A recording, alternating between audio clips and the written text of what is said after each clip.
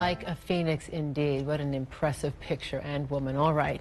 The after effects of the Thousand Oaks shooting, wildfires, and now the threat of mudslides can overwhelm any of us, but especially our children. Talking to them about such tragic events can be difficult, but it is important. Dr. Erika Felix, a licensed psychologist and professor at UC Santa Barbara, joins us now to give us some advice on what to tell our kids during these really difficult times. Age specific, right? Yes, yes. Thank you.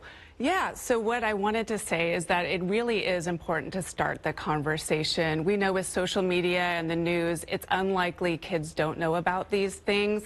We think of that for sure with adolescents, but even smaller kids, they absorb what they hear when they're in the car listening to the radio or the TV going. And if we don't bring up the conversation, it seems like it's too difficult to talk about to them, and they may be afraid to come to you with the worries and fears that they are experiencing. What sorts of questions should we be expecting from the kids?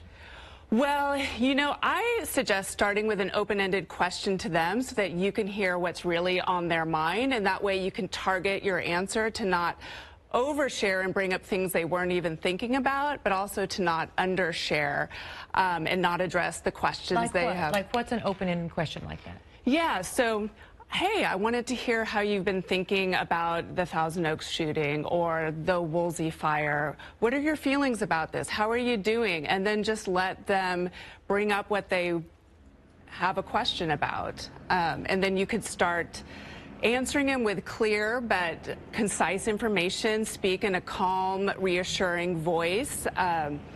Make sure that if they have any misinformation, you correct their misinformation, because we know with the uncertainty of these types of events where information is ever shifting, they may not have accurate information.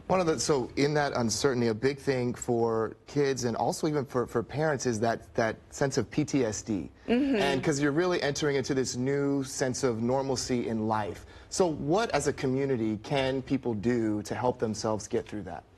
Yes, first you need to understand that there's a lot of normal reactions to extraordinary events. So it's understandable as these things are going on that we're going to feel more nervousness, or might be more irritable, or feel more emotional, or even the opposite. Some people feel a more numbing of emotions.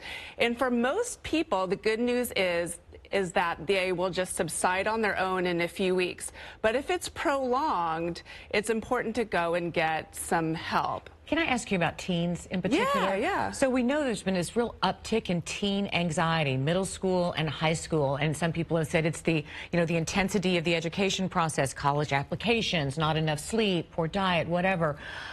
It seems that during the holidays, there's some time to really witness your teens, right? In a way you can't during the busy go-go time of the school year. What are we looking for in teens and anxiety, and how can we help them? Yeah, so they might be expressing more worries. They might be withdrawing from their families a little more, staying more time in their room.